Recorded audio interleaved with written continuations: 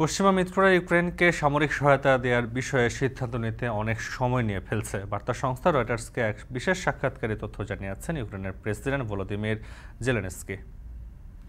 1000 কিলোমিটারের বেশি এলাকায় রাশিয়ার সঙ্গে সম্মুখ যুদ্ধে লিপ্ত ইউক্রেনের সেনারা। তবে সমরাস্ত্রের অভাবে প্রতিনিয়ত মস্কোর হাতে দখল হারাতে হচ্ছে কিয়েভকে। রাশিয়া 300টি যুদ্ধ বিমান ব্যবহার করলেও এর অর্ধেকও নেই ইউক্রেনের কাছে। তাই প্রতিবেশী ন্যাটোভুক্ত দেশগুলোকে নিজেদের আকাশ সীমা থেকে রুশ বিমান ভূপাতিত করার অনুরোধ জেলেনস্কির। তবে ইউক্রেনের প্রেসিডেন্ট দাবি করেন, যুদ্ধ ছড়িয়ে পড়ার ভয়ে সমরাঙ্গনে এগিয়ে আসছে না মিত্ররা।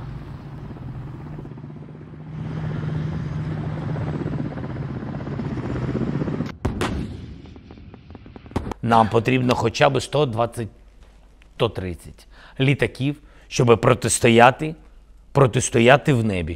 Не можете поки що дати? Окей, знов повертаємось.